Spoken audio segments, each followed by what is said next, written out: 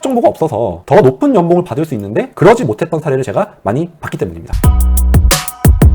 취업 테크트리를 알려드리기 전에 먼저 이렇게 목표를 알려드린 이유는 세 가지가 있습니다. 자, 첫 번째 이유는 뭐냐면 여러분들이 사기업 취업을 목표로 할 때 본인이 목표로 하는 직무, 산업, 기업이 명확해야 취업 확률이 올라갑니다. 그래서 여러분들이 막연하게 나는 그냥 좋은 기업 가야지 이게 아니고 구체적으로 제가 제시해드린 5가지 기업군 중에서 탑티어 대기업, 메카라 쿠베당토, 국내 금융권, 일반 탑티어 외국계 기업, 그리고 외국계 컨설팅 펌 및 은행 중에 어디를 가야지라고 목표 설정을 한 다음에 거기에 맞는 취업 로드맵을 밟아 나가셔야 해당 기업들의 취업 확률이 월등히 높아집니다. 네트워킹을 많이 할수록 해당 직무와 관련된 인맥들도 넓어지고 내부자 정보도 많이 얻을 수 있기 때문입니다. 두 번째 이유 같은 경우는 정보가 없어서 더 높은 연봉을 받을 수 있는데 그러지 못했던 사례를 제가 많이 봤기 때문입니다. 자, 첫 번째 예시는 제 친구들의 얘기인데요. 제 여사친 중에는 고려대 경영학과를 진학해서 신라 면세점에 입사해서 초봉 4,100만 원을 받았던 사례가 있습니다. 5년 후에 연봉이 5,300만 원이 됐는데요. 제 친구의 동기 같은 경우는 삼성전자에 입사해서 초봉 5,300만 원을 받고 5년 뒤 연봉을 8,500만 원을 받았습니다. 동일한 스펙에 동일한 역량을 가지고 있다라고 볼 수 있을 정도의 친구 2명이었는데 이렇게 차이가 났던 이유는 목표로 했던 산업군을 달랐고 그리고 자신이 어떤 기업에 입사하면 얼마의 연봉을 받을지 알아보았느냐 안 알아보았느냐의 차이였습니다. 사실 이 친구가 삼성전자도 최종 합격을 했습니다. 그런데 본인은 이제 면세점 업무가 조금 더 팬시하고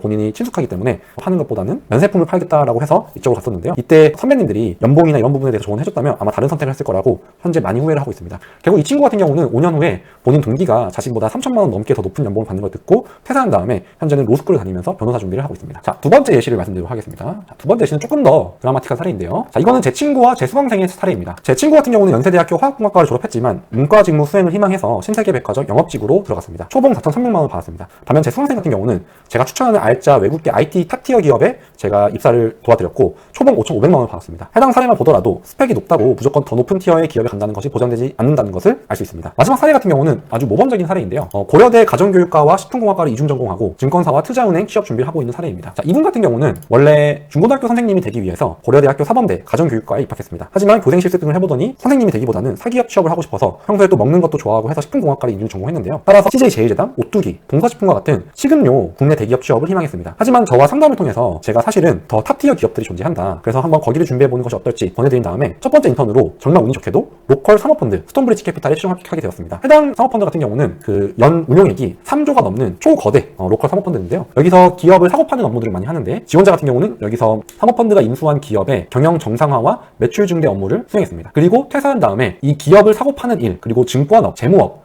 목표가 생겨서 현재는 경영학 재무학회에 입회해서 지금 투자은행과 외국계 은행 입행을 준비하고 있습니다. 여러분들이 이렇게 취업 정보가 없어서 현재 목표로 하는 것보다 더 좋은 것들이 충분히 가질 수 있는데도 가지 못하는 것이 너무 안타까워서 제가 이렇게 사례를 시켜드렸는데요. 오늘 말씀드렸던 기업들이 누군가에게는 너무나 유명해서 이런 거를 알려줘야 하나? 라고 생각이 들 수도 있습니다. 하지만 여러분들이 대학교 1, 2학년이거나 아니면은 고시를 하다가 오셨다든지 취업 준비를 처음 하시는 분이라면 오늘 제가 드린 내용을 반드시 숙지하셔서 여러분들이 가고 싶은 기업을 어느 정도 좁혀놓고 그 다음에 취업 준비를 하는 것을 추천드리겠습니다. 다음 강의에서는 구체적으로 어떻게 하면 제가 제시한 5가지 기업군에 입사할 수 있는지 그 로드맵에 대해서 알려드리도록 하겠습니다. 감사합니다.